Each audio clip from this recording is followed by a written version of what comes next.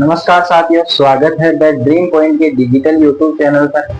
आज की इस क्लास में अपना नया टॉपिक रहने वाला है। जैसे कि अपने पिछली क्लासों में छोटे छोटे नए टॉपिक चल रहे थे, आज उसी प्रकार एक छोटा सा नया टॉपिक रहने वाला है, पौधशाला या नर्सरी, जिसको अपन इंग्लिश में नर्सरी बोलते हैं, पौधशाला बोलते हैं।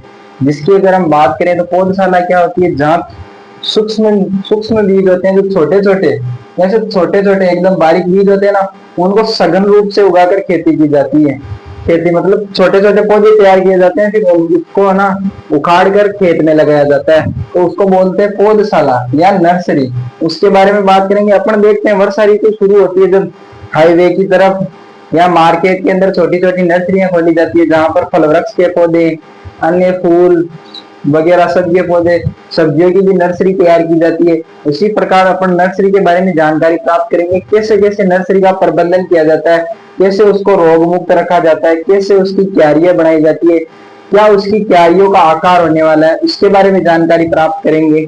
चलो क्लास को शुरू करते हैं। आज का अपना टॉपिक रहने वाला है क्या है, पौधशाला।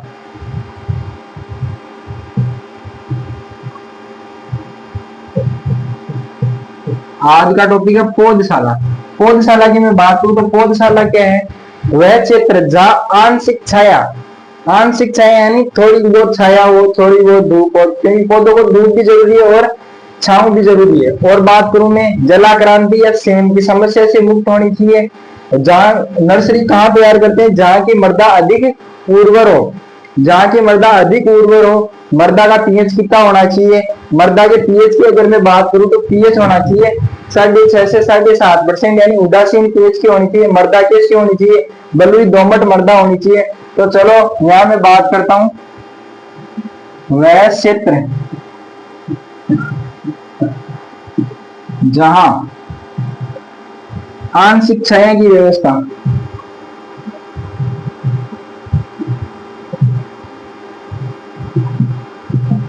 आंशिक छाया की व्यवस्था। दूसरी में बात करूं तो कैसी, सेम या जलाक्रांति से मुक्त। अच्छा, एक बात और कि सेम की समस्या मुख्यतः कहाँ पाई जाती है, सेम की समस्या या तो जल भराव वाले क्षेत्रों में पाई जाती है। तो देखो मैंने आगे लिखा जलाक्रांति, जहां जल भराव की समस्या अधिक हो वहां सेम की समस्या पाई जाती है। नहरी क्षेत्रों के आसपास सबसे ज्यादा सेम की समस्या पाई जाती है। अगर सेम की समस्या का निवारण पूछ ले जैविक, तो बता देना सेम की समस्या के लिए कौन सा यूकेलिप्टस या सफेदा का फल, वो सफेदा का वृक्ष लगाया जाता है, जिसको बोलते हैं यूकेलिप्टस। सेम की समस्या से बचने के लिए कौन सा वृक्ष लगाया जाता है, यूकेलिप्टस या सफेदा। नोट लगा के लिख लेना, आगे और लिखवाऊंगा। सिंचाई वाला टॉपिक करवाएगी मैम एग्रोनॉमी में, तब और बता देगी आपको। और आगे मैं बताऊं इसी के अंदर मृदा कैसी होनी चाहिए, मृदा अधिक उर्वर होनी चाहिए। कैसी होनी चाहिए, अधिक उर्वर। अब मृदा अधिक उर्वर क्यों होनी चाहिए, ऐसे नहीं कि किसी भी सब्जी या फल की पौध तैयार कर रहे हैं तो आप प्रारंभिक अवस्था में सभी अनुकूल दशाएं उपलब्ध करवानी है। ऐसे नहीं कि अपन ने पौध तैयार की जहाँ की मृदा कैसे एकदम बलुई हो, जहाँ पोषक तत्वों की मात्रा बिल्कुल कम हो, तो ऐसी मृदा में पौधशाला या नर्सरी तैयार करने का मतलब क्या है, वो पौधे तो शुरू से ही कैसे हो जाएंगे, उनमें पोषक तत्वों की कमी हो जाएगी। तो मृदा कैसी होनी चाहिए, मृदा अधिक उर्वरक होनी चाहिए, अधिक उर्वर होनी चाहिए। और मृदा का पीएच की अगर मैं बात करूं तो पीएच होना चाहिए 6.5 से 7.5 तक। कितना होना चाहिए, 6.5 से 7.5, यानी उदासीन बोल सकते हैं इसको, उदासीन। कैसा होना चाहिए, उदासीन होना चाहिए मृदा का पीएच। मृदा कैसी होनी चाहिए, मृदा की मैं बात करूं तो मृदा होनी चाहिए बलुई दोमट। बलुई दोमट कैसी होनी चाहिए, बलुई दोमट। एक और नोट लगा के लिख लो यहीं पे, देखना एक और लिख लो, क्या, छोटे छोटे बीजों को, अब यहाँ छोटे छोटे बोल सकते हैं, सूक्ष्म भी बोल सकते हैं, सूक्ष्म बीजों को सघन रूप से उगाना क्या नर्सरी क्या है, छोटे छोटे सूक्ष्म बीजों को। ऐसे तो है नहीं, जैसे आम का है तो आम जैसे फल वृक्ष की लगभग नर्सरी तैयार कर सकते हैं, सीधा प्लांटेशन भी कर सकते हैं। टमाटर की मैं बात करूं तो टमाटर के बीज कितने आते हैं, एकदम बारीक बारीक। सबने टमाटर तो खाया ही होगा ना, तो टमाटर के अंदर बीज कितने आते हैं, एकदम बारीक बारीक, एकदम बारीक बारीक आते हैं। तो उसको क्या करते हैं, नर्सरी तैयार करते हैं। तो नर्सरी तैयार करने के बाद में करते हैं, बाद में उसको क्या करते हैं, खेत में उखाड़ के पौध को और उसको लगाया जाता है। अब मैं बात करूं आगे, ये अगला इसी में अगली हेडिंग रहने वाली है नर्सरी की भूमिका निर्जमीकरण, सॉइल स्टेरिलाइजेशन नर्सरी।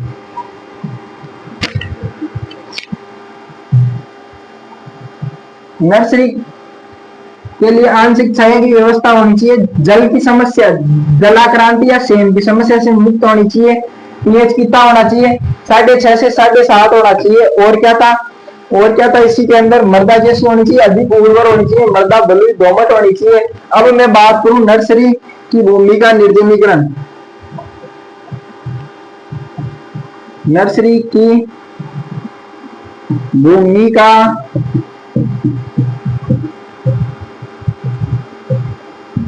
निर्जमीकरण, निर्जमीकरण को बोल सकते हैं स्टेरिलाइजेशन। स्टेरिलाइजेशन बोलते हैं, क्या बोलते हैं निर्जमीकरण को इंग्लिश में, कई बार निर्जमीकरण को इंग्लिश में लिख दिया सीधा स्टेरिलाइजेशन। तो बोलोगे सर आपने तो बताया नहीं था, क्वेश्चन तो आउट ऑफ सिलेबस हो गया। नहीं, क्वेश्चन अगर हिंदी समझ में ना आए तो उसको इंग्लिश में पढ़ना है, क्या पता कभी इंग्लिश का वर्ड समझ में आ जाए।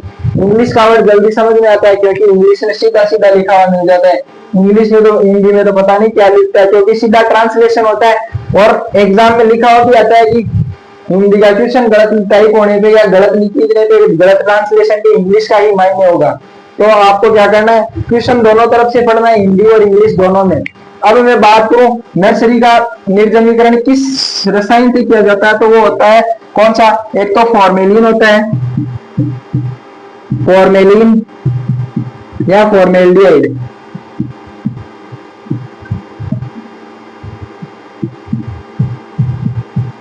कितनी मात्रा लेते हैं, 0.1% मात्रा लेते हैं फॉर्मेलिन या फॉर्मेल्डिहाइड से।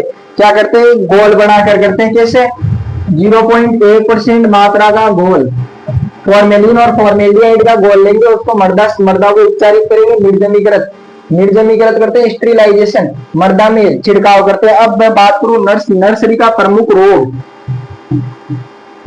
नर्सरी का प्रमुख रोग की अगर हम बात करें तो नर्सरी में एक रोग होता है प्रमुख रोग, जिसको बोलते हैं अपन कौन सा, आर्द्रगलन, आर्द्रगलन या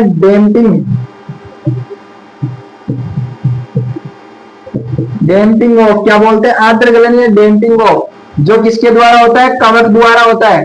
कवक का नाम क्या है, पीथियम अथेनिड्रमेटा, कौन से कवक द्वारा होता है, पीथियम अथेनिड्रमेटा होता है कवक। कौन सा कवक, आर्द्रगलन रोग, जिसको इंग्लिश में बोलते हैं डैम्पिंग ऑफ। क्या बोलते हैं, डैम्पिंग ऑफ। डैम्पिंग ऑफ किसके द्वारा होता है, कवक द्वारा होता है। कौन से कवक द्वारा होता है, कवक की बात करें तो पीथियम अथेनिड्रमेटा, पीथियम अथेनिड्रमेटा कौन सा कवक है, अथेनिड्रमेटा कवक है, ध्यान रखना। अब नर्सरी का प्रमुख रोग है, कौन सा है, प्रमुख रोग है, ये प्रमुख रोग है, सबसे ज्यादा होता है नर्सरी के अंदर। और नर्सरी में किसके किसके अंदर होता है, नर्सरी की अगर मैं बात करूं तो एक तो पपीता और सोलेनेसी कुल, कौन सा, सोलेनेसी कुल, पपीता और सोलेनेसी कुल। सोलेनेसी कुल में क्या क्या आ गया, टमाटर हो गया, आलू हो गया, कौन हो गया, सोलेनेसी कुल में आ गया टमाटर और आलू, टमाटर और आलू। सोलेनेसी कुल में क्या था, टमाटर और आलू। और पपीता के अंदर सर्वाधिक होता है, इसमें होता क्या है, आर्द्रगलन रोग में।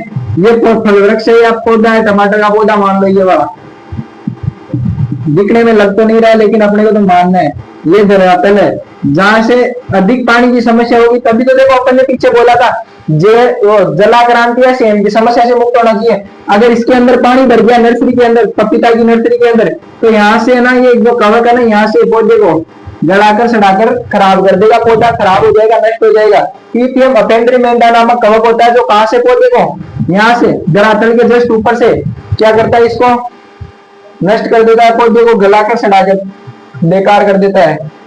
जो किसके अंदर मुख्यतः पपीता सोलेनेसी कुल के अंदर बात करें तो टमाटर और आलू के अंदर होता है। अब मैं बात करूं यहीं पे इसलिए उपचार की या प्रबंधन की, इसके प्रबंधन की, प्रबंधन में क्या क्या करना है इसमें, एक तो होता है थायरम, केप्टान और कार्बेंडाजिम। थायरम,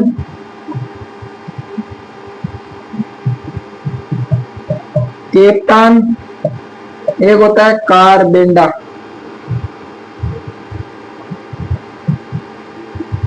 कार्बेंडाजिम, जिसकी गिनती 2 से 3 ग्राम मात्रा प्रति केजी बीज उपचार करते हैं। क्या करते हैं? प्रति केजी का बीजोपचार करते हैं। प्रबंधन में क्या करते हैं? इसमें बीजोपचार, बीज उपचार करते हैं। प्रबंधन की मैं बात करूं, अब यहाँ पे एक और है प्रबंधन के अंदर बात करें इसी में, तो प्रबंधन में एक और होता है क्या? छिड़काव। छिड़काव की मैं बात करूं तो छिड़काव में 2 रसायन काम में लेते हैं, एक तो सीओसी और एक होता है मेनकोजेब। मेनकोजेब नाम ध्यान रखना है केवल। पीटीएम अपेंड्रीमेंटा कवक के लिए कौन सा? मेनकोजेब। कवक के में कवकनाशी तो होता है, मेनकोजेब होता है जो लेते हैं अपन काम में। सीओसी भी होता है एक और ध्यान रखना। प्रबंधन में केप्टान, थायरम और कार्बेंडाजिम की गिनती 2 से 3 ग्राम प्रति केजी बीज को उपचारित कर रहे हैं। और प्रबंधन में पहले क्या किया? बीज उपचार किया था। किसके प्रबंधन में? आर्द्र गलन या डैम्पिंग रोग के लिए। अब मैं बात करूं आगे इसी के अंदर मुख्यतः किसका रोग है? ये पपीता और आलू के, आलू यानी सोलेनेसी कुल के मुख्य रोग है। अब मैं बात करूं यहीं पे आगे, तो अगला टॉपिक रहने वाला टॉपिक क्या है? अगली हेडिंग रहने वाली नर्सरी की क्यारियां, क्यारियों के प्रकार, कैसे क्यारियां बनाई जाती है। क्यारी 3 प्रकार की होती है। कैसे? एक तो राइज बेड, उठी हुई क्यारी या ऊंची क्यारी, एक समतल, एक होती है धरातल, ये क्या बोलते हैं इसको? गहरी क्यारी, डीप बेड।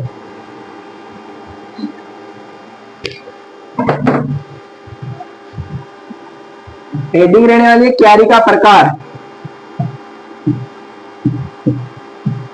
कितने प्रकार की होती है? 3 प्रकार की होती है। 3 प्रकार की कौन सी? एक तो होती है उठी हुई, एक होती है समतल और एक होती है डीप यानी गहरी। अब मैं बात करूं यहाँ पे 1 नंबर पे, तो ये होती है उठी हुई। उठी हुई क्यारी, उठी हुई क्यारी कैसी होती है? जैसे ये सामान्य धरातल है, क्या है? सामान्य धरातल। उठी हुई क्यारी क्या होगी? यहां से ये सामान्य धरातल से ऊपर होगी, थोड़ी सी ऊपर उठाकर फिर क्यारी को बनाएंगे। थोड़ी सी धरातल से ऊपर उठाकर फिर क्यारी बनाते हैं। क्यों? क्योंकि ये कहां पर? अधिक वर्षा वाले क्षेत्र में, अधिक वर्षा वाले क्षेत्रों में और वर्षा ऋतु में, मुख्यतः वर्षा ऋतु में। कहा? वर्षा ऋतु में कौन सी क्यारी? उठी हुई क्यारी कहां बनाई जाती है? अधिक वर्षा वाले क्षेत्रों में या मुख्यतः वर्षा ऋतु के अंदर बनाई जाती है। कब बनाई जाती है? अधिक वर्षा वाले क्षेत्रों में और मुख्यतः वर्षा ऋतु में बनाई जाती है। अब मैं सामान्य धरातल देखो यहाँ से, वर्षा ऋतु में क्या होता है? वर्षा ऋतु में अगर जल भराव यानी सेम की समस्या होगी तो क्या होगा? कौन सा रोग हो रहा था नर्सरी के अंदर? प्रमुख रोग था आर्द्र गलन या डैम्पिंग रोग।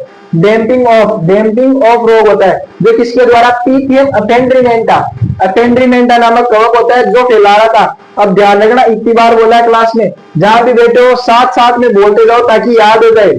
उठी हुई क्यारी कहां बनाते हैं? अधिक वर्षा वाले क्षेत्रों में या वर्षा ऋतु में। अब मैं बात करूं 2 नंबर पर,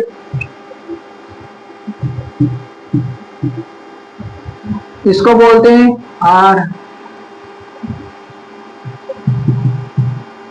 राइस बेड।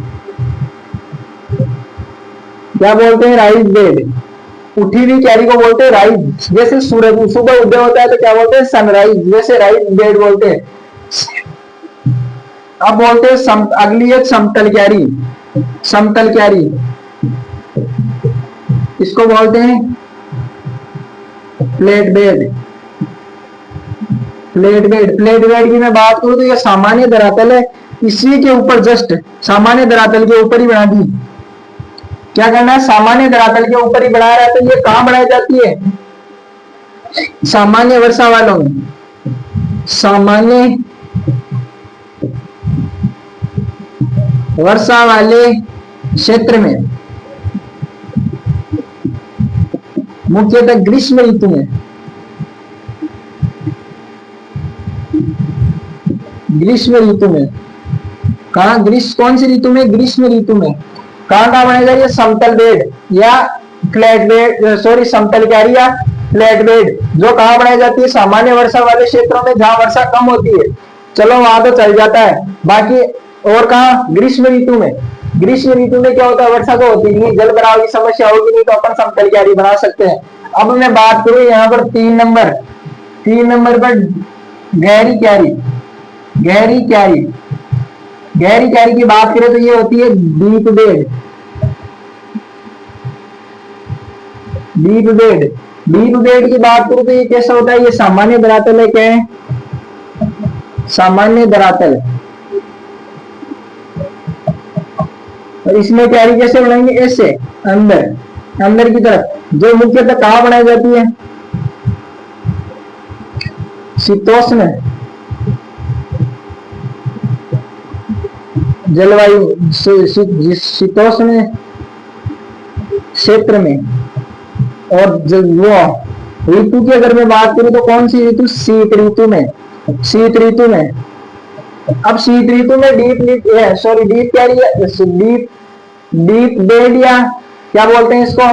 गहरी क्यारी। ये क्यों बनाते हैं? देखो यहाँ पर फल वृक्ष लगे हुए हैं, यहाँ पर मान लो फल वृक्ष पौधे हैं, यहाँ उगे हुए हैं, यहाँ बहुत सारे उगे हुए हैं, सघन रूप से होती है। तो अब देखो ठंडी ठंडी हवा चल रही है, ठंडी ठंडी हवा चल रही है, तो क्या करेगी? यहाँ से निकल जाएगी। जो फल वृक्ष है उसको पाला से बचाया जा सकता है, इसलिए तो डीप बेड बनाया जाता है या गहरी क्यारी बनाई जाती है। अब मैं बात करूं आगे इसी के अंदर, क्यारियां कितनी प्रकार की होगी? 3 प्रकार की होगी। अब बात करेंगे क्यारी का आकार। क्यारी का आकार, क्यारी कैसे बनाते हैं? कितने आकार की होनी चाहिए? कितनी उसकी चौड़ाई होनी चाहिए? कितनी उसकी होनी चाहिए? ऊंचाई, चौड़ाई, लंबाई, सब की बात करेंगे।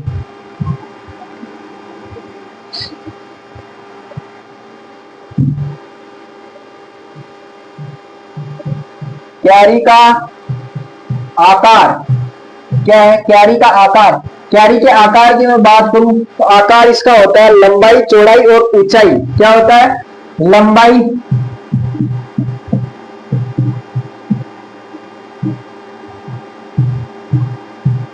चौड़ाई और एक होती है ऊंचाई। इसकी अगर हम बात करें तो लंबाई होनी चाहिए 3 से 5 मीटर। कितनी होनी चाहिए? 3 से 5 मीटर लंबी क्यारी बना सकते हैं अपन। अब मैं बात करूं यहीं पे चौड़ाई की, तो चौड़ाई होनी चाहिए 1 से 1.5 मीटर। अभी देखना सारा कारण बता देंगे इसका। ऊंचाई कितनी होनी चाहिए? 15 सेमी। ये ध्यान रखना, ऊंचाई सेमी में 15 सेमी करके आना है, मीटर मत कर देना। 15 मीटर तो बहुत हो जाएगा। 15 मीटर बोले तो कितना हो गया? लगभग 15 × 3 75 फीट हो गया। 75 फीट में बोले तो सेंटीमीटर के कितने हो गए? फिर देख लो आप अपने हिसाब से। अब बात करूं मैं, अब 2 क्यारियों के बीच में, एक और 2 क्यारियों के बीच रखा जाने वाला स्थान,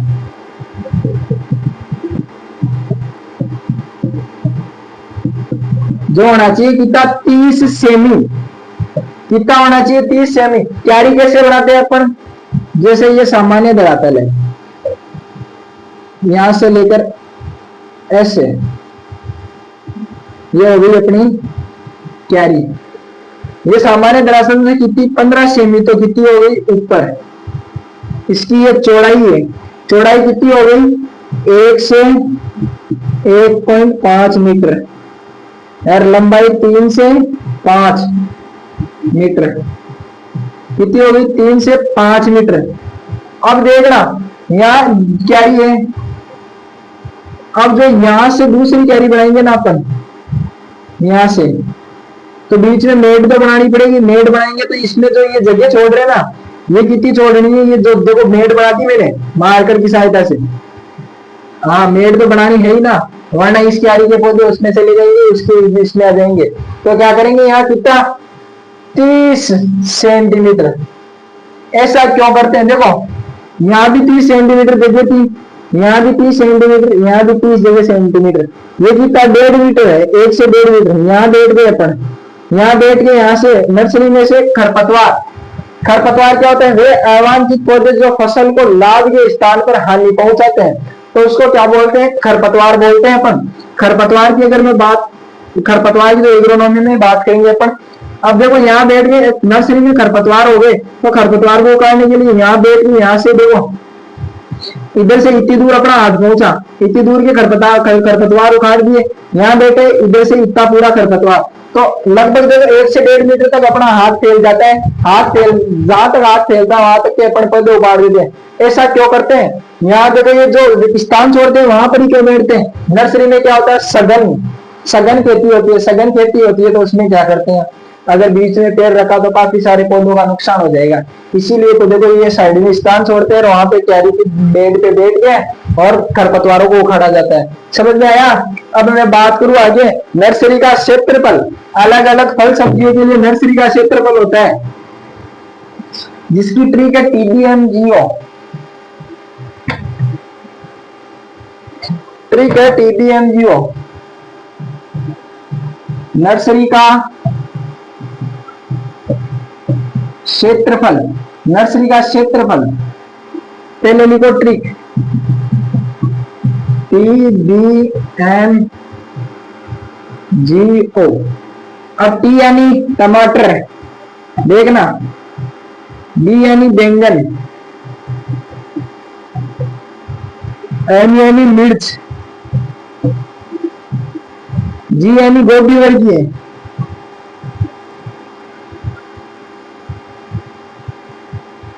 गोभी वर्गीय, और O यानी ऑनियन यानी प्याज। TDMGO, जिसमें नर्सरी का क्षेत्रफल। अब यहाँ क्या है, सब्जी और क्षेत्रफल। क्षेत्रफल की अगर मैं बात करूं तो यहाँ रहने वाला है 100 से 125 क्या है, मीटर स्क्वायर में, मीटर स्क्वायर में। अब बात करूं यहाँ 125 से, बैंगन के लिए 125 से 150 मीटर स्क्वायर, मिर्च के लिए 150 से 200 मीटर स्क्वायर, गोभी के लिए 200 से, गोभी वर्गीय सब्जियों के लिए 200 से 250 मीटर स्क्वायर। कितना होना चाहिए, 250 मीटर स्क्वायर। अब एक ध्यान रखना, प्याज के, प्याज का होता है 500 मीटर स्क्वायर। कितना होता है, 500 मीटर स्क्वायर। ध्यान रखने के लिए कौन सा, याद रखने के लिए प्याज, प्याज और टमाटर। टमाटर की नर्सरी का क्षेत्रफल होता है 100 से 125। और बात करूं मैं प्याज की, तो प्याज का कितना होता है, 500 मीटर स्क्वायर। अब अगला टॉपिक रहने वाला है पौध प्रतिस्थापन। पौध प्रतिस्थापन क्या होता है, नर्सरी में पौधे तैयार होने के बाद में उसको खेत में लगाना। जो पौध प्रतिस्थापन, प्रतिस्थापन का मतलब क्या होता है, एक स्थान से दूसरे स्थान पर लेके जाना।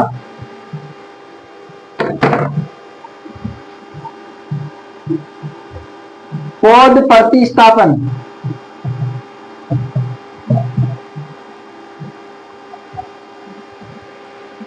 पौध को नर्सरी में तैयार होने पर खेत में लगाना।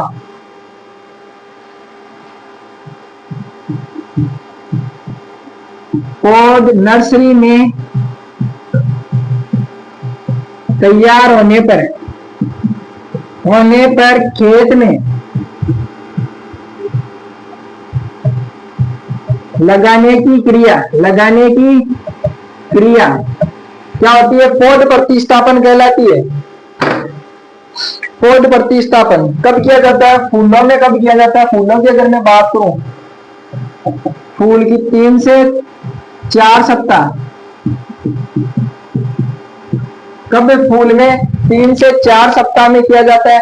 सब्जियों की मैं बात करूं, यहाँ सब्जियों में भी 3 से 4 सप्ताह नहीं होगा, 4 से 6 सप्ताह में, 4 से 6 सप्ताह में किया जाता है। कब किया जाता है? 4 से 6 सप्ताह में। लेकिन अपवाद लिखना, देखो यहाँ अपवाद आएगा, अपवाद आएगा प्याज। प्याज बोला मैं तो नहीं जाऊंगा, कहा यहां से इतना जल्दी, ये तो 4 से 6 सप्ताह में यानी 1 से 1.5 महीने में हो गया, तो 1.5 महीने में मैं तो नहीं जाऊंगा। ये तो क्या करेगा, 6 से 8 सप्ताह लगते हैं इसमें। पौध प्रतिस्थापन में प्याज में कितना टाइम लग रहा है? 6 से 8 सप्ताह लग रहे हैं। अब बात करूं फल वृक्षों में, फलों में लगता है, फलों की बात करें तो 1 से 1.5 वर्ष लगता है। कितना? 1 से 1.5 वर्ष। अपवाद लिख लो, यहां भी आएगा अपवाद। पपीता, पपीता बोला इतना लेट, इतना लेट नहीं जाना अपने को। पपीता तो 2 महीने में तैयार हो जाती है,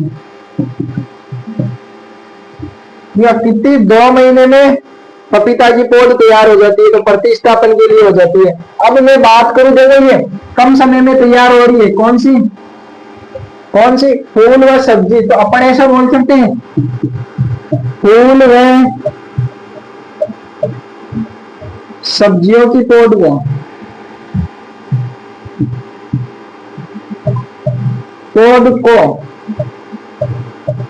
कच्ची पौध,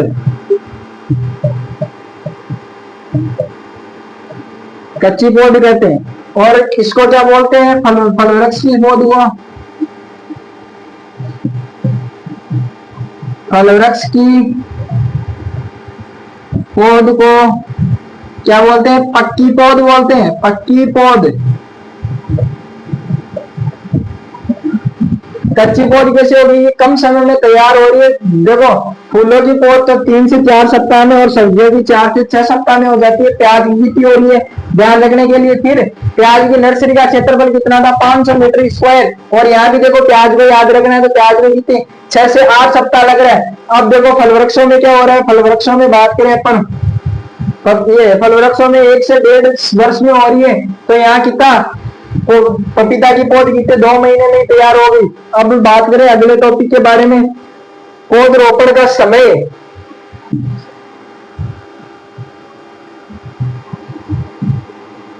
कब पौधे लगाने चाहिए? जैसे अभी चल रहा है अपने वर्षा ऋतु, तो वर्षा ऋतु में तो लगाने चाहिए। वर्षा ऋतु में कब लगाने चाहिए? सिंचाई की सुविधा उपलब्ध हो तो कब लगाने चाहिए? पौधे भी 2 प्रकार से होते हैं, एक तो सदाबहार होते हैं, एक पर्णपाती या पतझड़ी पौधे बोल सकते हैं उनको, जो अपने पत्ते गिराते हैं ऋतु में, बसंत ऋतु में।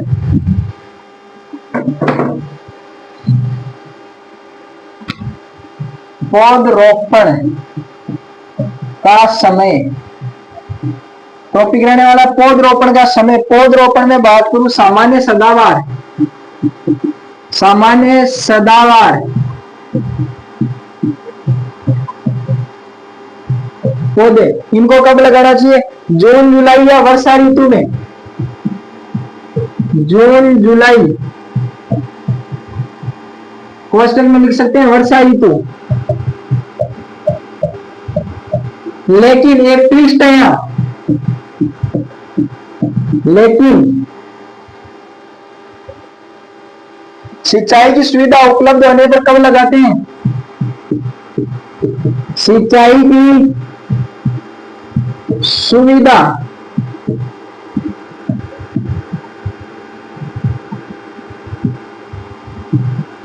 उपलब्ध होने पर फरवरी मार्च में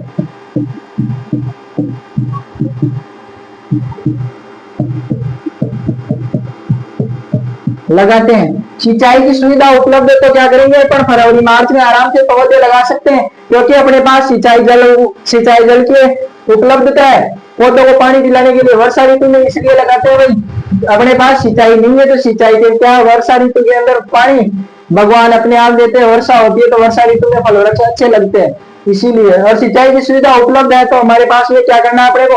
फरवरी मार्च में। सिंचाई की सुविधा उपलब्ध नहीं है तब कब करना है? जून जुलाई में करना है, जून जुलाई में करना है। अब बात करूं मैं पतझड़ पौधे, पतझड़ की मैं बात करूं, पतझड़ पौधे क्या होते हैं? पतझड़ पौधे कब लगाते हैं अपने?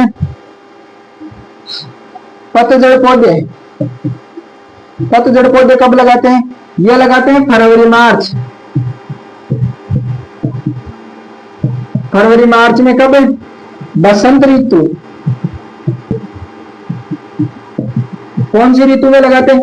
बसंत ऋतु में। क्यों लगाते हैं? इनकी जो क्रियाएं होती है वो बंद हो जाती है, पत्ते गिरा देते हैं, नए पत्ते आते हैं, तब तक इनकी जड़ों का विकास अच्छी प्रकार से हो सकता है। इसीलिए इसको पतझड़ पौधे को कब लगाना चाहिए? फरवरी मार्च में लगाना चाहिए। कब लगाना चाहिए? बोलो, जहां बैठे हो, लाइब्रेरी में बैठे हो, क्लास में बैठे हो, घर पे बैठे हो, जहां बैठे हो, साथ में बोलते जाओ ताकि याद हो जाए। साथ में बोलते जाए ताकि याद हो जाए। अब एक होता है दशानुकूल।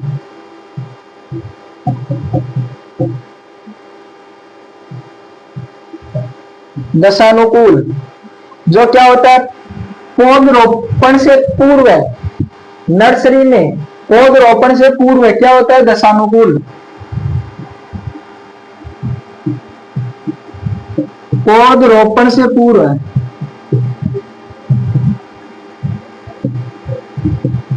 नर्सरी में 8 से 10 दिन पूर्व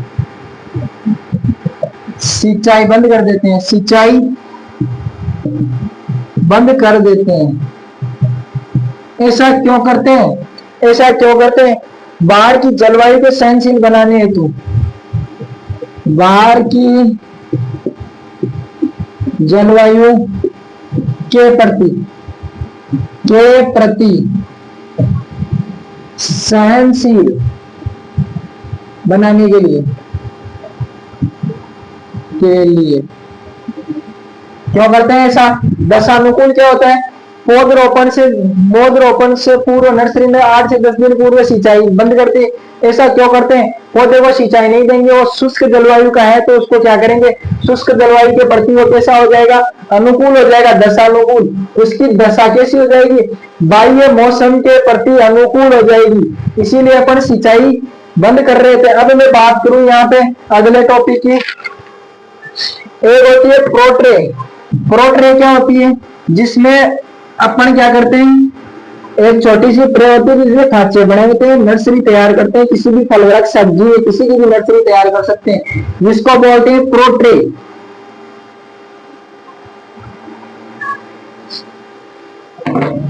क्या होती है? प्रोट्रे। प्रोट्रे प्रोट्रे क्या होती है? नर्सरी में पौध तैयार करने की ट्रे। नर्सरी में पौध तैयार करने की ट्रे होती है। क्या होती है? नर्सरी में पौध तैयार करने की ट्रे होती है, जिसमें मिश्रण होता है। मिश्रण जिसमें क्या क्या होता है? कोकोपीट और क्या होता है? कोकोपीट, परलाइट और वर्मिकुलाइट। परलाइट और वर्मिकुलाइट।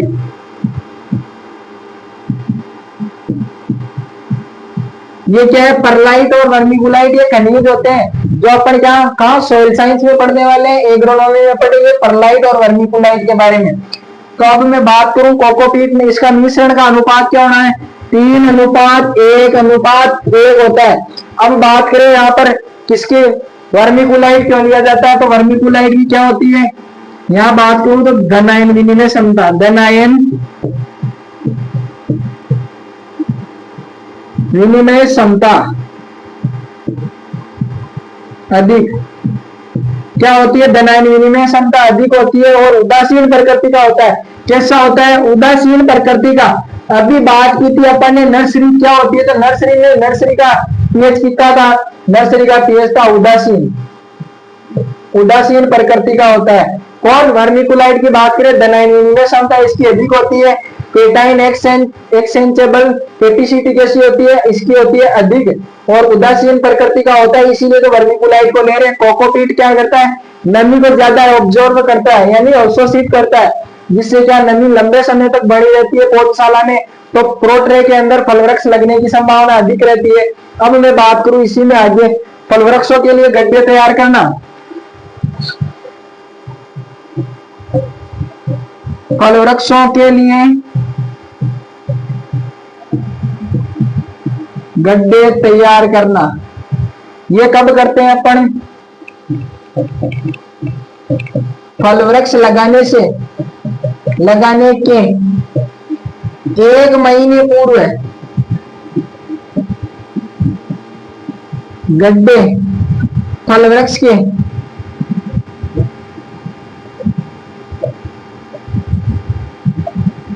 आकार व जलवायु के अनुसार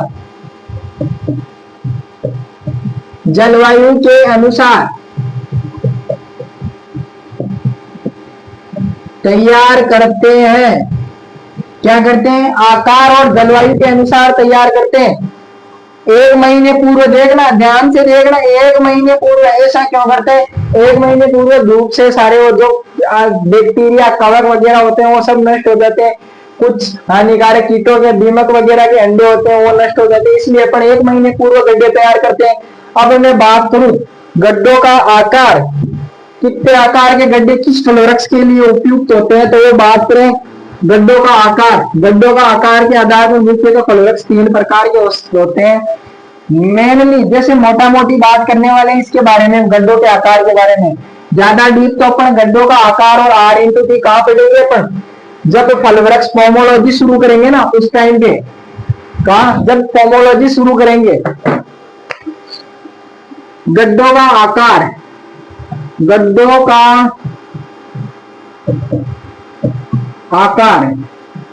का आकार में बात करूं, बड़े आकार के गड्ढे। अच्छा, गड्ढे मुख्यतः किस पर? मुख्यतः जलवायु और पौधे के आकार पर निर्भर करता है। फल वृक्षों का गड्ढा का आकार किस पर निर्भर करता है? जलवायु और पौधे का आकार। यानी बड़े फल वृक्ष है तो उसके लिए बड़े गड्ढे, और छोटे फल वृक्ष है तो उसके लिए छोटे। ऐसे नहीं जैसे अपन ने अंगूर का फल वृक्ष लगाना है, अपन ने खोद दिया बड़ा सारा गड्ढा, तो वैसे नहीं करना है। अपने को तो क्या एग्रीकल्चर है तो फॉर्मेटिव खेती करनी है, फॉर्मेट से खेती करनी है, सिस्टम से। हाँ, तभी तो एग्रीकल्चर लिए ना अपन ने। खेती करनी है अपने को, खेती भी करनी है, साथ में जॉब भी करनी है, अच्छी अर्निंग करनी है। उसके लिए अपन क्या करेंगे? अच्छी जानकारी होनी चाहिए फल वृक्ष लगाने की, जो नर्सरी की जानकारी होनी चाहिए, जिससे क्या अपने को फायदा हो। अब 1 नंबर पर बड़े आकार के गड्ढे। बड़े आकार के गड्ढे की मैं अगर बात करूं तो इसका आकार रहने वाला है 1 × 1 मीटर। क्या रहने वाला है? मीटर। सेंटीमीटर की बात करूं तो 100 सेमी। क्या रहने वाला है? 100 सेमी। 1 मीटर में कितने सेंटीमीटर? क्वेश्चन पूछ ले, कहीं भी कोई भी पूछ ले, 1 मीटर में कितने सेंटीमीटर होते हैं तो उसको बता देना 100 सेंटीमीटर होते हैं। देखो दो क्वेश्चन साथ में। अब बात करूं बड़े आकार के गड्ढे किसके लिए खोदे जाते हैं? आम, आंवला, चीकू, लीची, बेर और खजूर। आम, आंवला, चीकू, लीची, बेर और खजूर। क्या? आम, आंवला, चीकू, लीची, बेर, खजूर। बोलो साथ में, आम, आंवला, चीकू, लीची, बेर, खजूर। जो इसके लिए कितने गड्ढों का आकार पूछे तो 1 × 1 मीटर, और सेंटीमीटर में पूछ ले तो 100 × 100 ध्यान रखना, 100 × 100। अच्छा, ये 100 × 100 क्यों आ रहा है? देखो गड्ढा कैसे खोदा जाता है। ये गड्ढा अपना, इसकी गहराई कितनी? गहराई 100 सेंटीमीटर, चौड़ाई कितनी? 100 सेंटीमीटर, और ऊंचाई कितनी? लंबाई कितनी होनी चाहिए? सॉरी, लंबाई, इसकी लंबाई है ना, देखो ये वाली, ये कितनी होनी चाहिए? ये 100। लंबाई, चौड़ाई और ऊंचाई तीनों को जोड़ के तभी तो देखो 3 बार लिखा है 100 × 100 × 100, 1 × 1 × 1 मीटर, इसीलिए तो 3 बार लिख रहे हैं ना। अब बात करूं मध्यम आकार के गड्ढे। मध्यम आकार के गड्ढे, जिसके लिए अगर मैं बात करूं 0.75 इंटू 0.75 इंटू 0.75 मीटर, मीटर में ध्यान रखना 0.75 सेमी में पूछ ले तो 75 इंटू 75 सेमी, सेंटीमीटर, सेंटीमीटर कितना होता है 75 सेंटीमीटर। अब बात करूं इसमें कौन कौन से, अमरूद, नींबू, अनार और पाइनएप्पल। अमरूद, नींबू और क्या, अनार, अनार मोटा ताजा आम फलों का राजा। तो अब आगे बात करें अपन क्या, छोटे आकार के गड्ढे। छोटे आकार के गड्ढे, छोटे आकार के कितने ले रहे हैं अपन, छोटे आकार के गड्ढे में बात करूं तो 0.50 इंटू 0.50 इंटू 0.50 मीटर, और यही सेंटीमीटर में पूछ ले तो 50 इंटू 50 इंटू 50 सेमी बता देना है। क्या बता देना है, सेंटीमीटर में पूछे तो 0.50, सॉरी सेंटीमीटर, मीटर में पूछे तो 0.50 बताना और सेंटीमीटर में पूछ ले तो 50 बताना है केवल। अब यहाँ उदाहरण की बात करूं, एग्जाम्पल कौन से है, एग्जाम्पल की बात करूं, केला, पपीता, अंगूर, फालसा। केला, पपीता, अंगूर और क्या रह गया, फालसा। फालसा, केला, पपीता, अंगूर, फालसा। देखो छोटे छोटे फल रख से, इसीलिए तो छोटे आकार के गड्ढे खोद रहे हैं अपन इनके लिए। पपीता भी छोटा है, अंगूर भी छोटा है, फालसा भी छोटा है। केला, पपीता, अंगूर और फालसा। अब बात करूं मैं यहाँ अगली हेडिंग रहने वाली है अपनी कौन सी, गड्ढों की बढ़ाई। गड्ढों की बढ़ाई कैसे करते हैं, खोद लिए गड्ढे, शुरुआत कहां से की थी, देखो गड्ढे खोदे थे, पहले क्यारियां बढ़ाई थी, उससे भी पहले भूमि को तैयार किया था, परिभाषा पढ़ी थी, काफी मेहनत करने के बाद अब क्या करेंगे, गड्ढों की बढ़ाई। गड्ढों की बढ़ाई, गड्ढों की बढ़ाई की मैं बात करूं तो गड्ढों की बढ़ाई, गड्ढे तैयार होने के, गड्ढे तैयार होने के 15 दिन, 15 दिन बाद, गड्ढे तैयार होने के 15 दिन बाद करते हैं।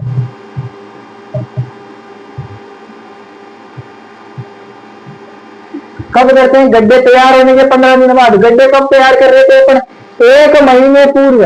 कब कर रहे थे, 1 महीने पूर्व। और बढ़ाई कब कर रहे हैं, 15 दिन बाद। ध्यान रखना, क्वेश्चन पूछ ले गड्ढे फल वृक्ष लगाने के कितने दिन पूर्व, तो 30 दिन या 1 महीने पूर्व। और क्वेश्चन पूछ ले गड्ढों की बढ़ाई कब करते हैं, गड्ढे तैयार होने के 15 दिन बाद, पहले नहीं 15 दिन बाद करते हैं अपन। अब मैं बात करूं प्रति गड्ढे के हिसाब से मटेरियल की,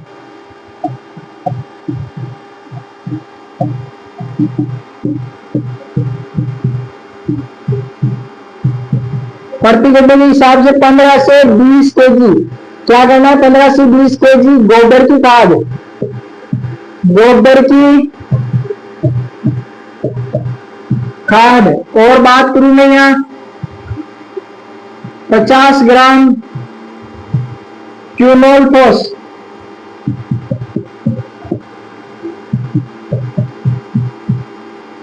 या मेलाथियन,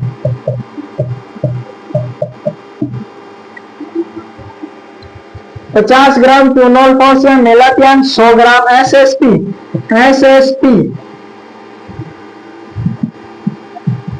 जिसमें फास्फोरस की मात्रा कितनी होती है, 16% होती है, 16%। 50 gram urea, urea 50 gram urea लेंगे जिसमें नाइट्रोजन की मात्रा कितनी होगी, 46%। ध्यान रखना, क्वेश्चन का मात्रा भी पूछ ले सीधा सीधा तो सर आपने बताया नहीं, एग्रोनॉमी में भी बता देंगे, यहाँ पे भी बता दिया, और जहां भी आएगा वहां भी बता देंगे। अब कितना देखो क्या क्या ले रहे हैं, 15 से 20 केजी गोबर की खाद, 15 ग्राम केनोल फोस या मेलाथियान, 100 ग्राम ले ली एसएसपी, 50 ग्राम यूरिया। अब इसको क्या करेंगे, गड्ढे से निकालेंगे, गड्ढे से निकालेंगे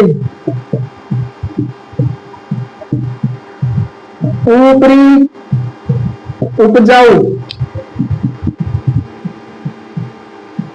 मृदा में मिलाकर, मृदा में मिलाकर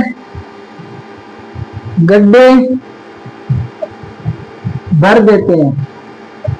जो ऊपरी मृदा होती है उपजाऊ होती है, क्योंकि अपन कर्षण की जो ऊपरी मृदा में करते हैं, ऐसे नहीं गड्ढा खोदा 1 मीटर गहरा हो, नीचे की मृदा को रखी है उसमें मिलाकर नहीं, इसमें पोषक तत्व वगैरह सब ज्यादा होते हैं, इसलिए कौन सी मृदा लेनी है, ऊपरी मृदा लेनी है। अब मैं बात करूं अपनी लास्ट हेडिंग रहने वाली है कौन सी, फलवृक्ष लगाते समय रखी जाने वाली सावधानियां। छोटी सी हेडिंग है, क्लास को काफी लंबी चल गई, इसीलिए क्लास को समाप्ति की ओर लेके चलते हैं। साथ ही साथ एक और मतलब खुशी की बात है कि अपनी एक ही क्लास के अंदर पौधशाला यानी नर्सरी कंप्लीट होने वाली है। या एक ही क्लास के अंदर संपूर्ण जानकारी किसकी, पौधशाला की। अब मैं बात करूं यहाँ पौधे लगाते समय, पौधे लगाते समय रखी जाने वाली सावधानी।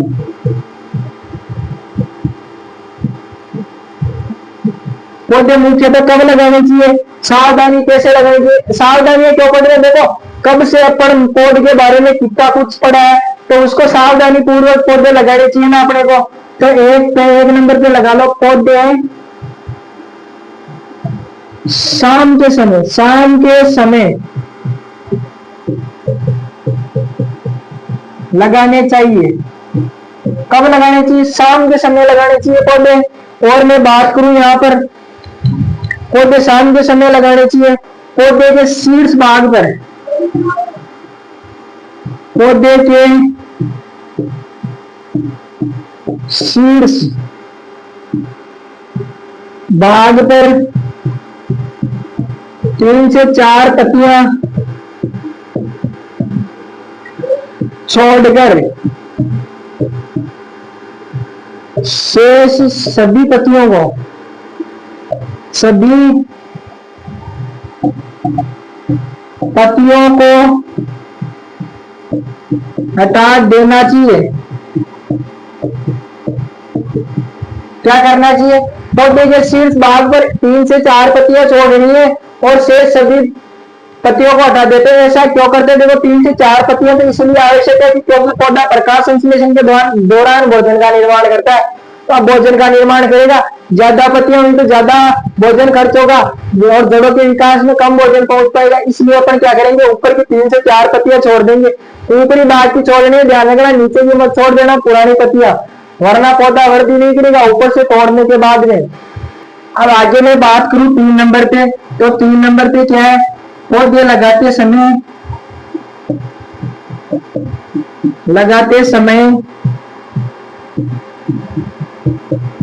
ग्राफ्टिंग या कलिकाइन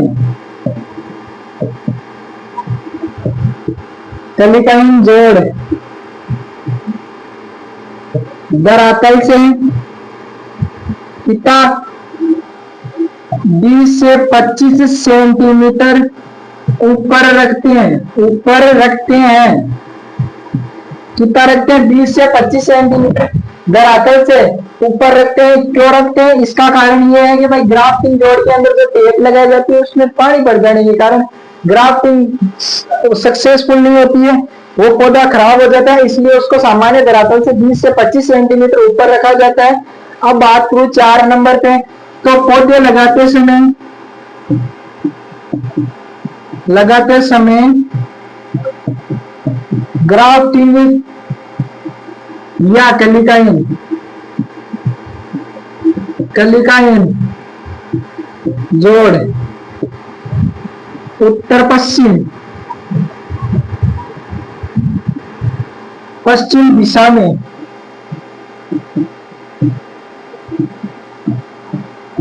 लगते हैं। ऐसा क्यों करते हैं उत्तर पश्चिम दिशा में? उत्तर से आने वाली हवाओं के कारण कई बार है ना पौधे की ग्राफ्टिंग टूट जाती है, ग्राफ्टिंग से वो अलग हो जाता है जहां से वो ग्राफ्टिंग की जाती है। इसलिए मान लो ये पौधा है, यहाँ पर ने ग्राफ्टिंग की है तो उत्तर पश्चिम से दिशा नहीं, जैसे ये देखो ये यहाँ से ऐसे हो जाता है, अलग अलग हो जाता है। तो इसको क्या करते हैं, इसीलिए तो अपन उत्तर पश्चिम दिशा में रखते हैं ताकि ये अलग ना हो, ग्राफ्टिंग जोड़। और लास्ट पॉइंट अपना बचा है इसी के अंदर, क्या? पौधे को उतनी ही गहराई पर, उतनी ही गहराई पर लगाना चाहिए जितनी गहराई पर वो नर्सरी में था।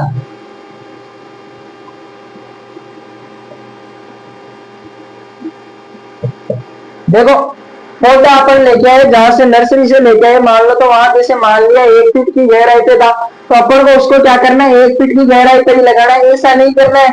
तो उसको लेके आए नर्सरी से 1 फीट की गहराई पे था, यहाँ आकर अपन ने 2-2.5 फीट की गहराई पर लगा दिया, तो पौधा क्या करेगा, ज्यादा फोर्स नहीं कर पाएगा। तो अपन को क्या करना है, पौधे को उतनी गहराई पर लगाना है जितनी गहराई पर वो नर्सरी में था। तो अब बात करता हूँ, एक बार कंप्लीट रिवीजन करवा देता हूँ इसका।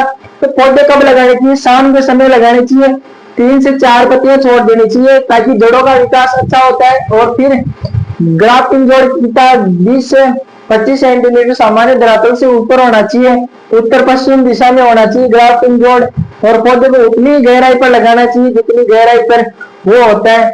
तो उम्मीद करता हूँ आज की क्लास आपको पसंद आई होगी। क्लास पसंद आई हो तो वीडियो को लाइक, चैनल को सब्सक्राइब और वीडियो को ज्यादा से ज्यादा शेयर करें। धन्यवाद। जय हिंद, जय भारत। मिलते हैं अगली क्लास में।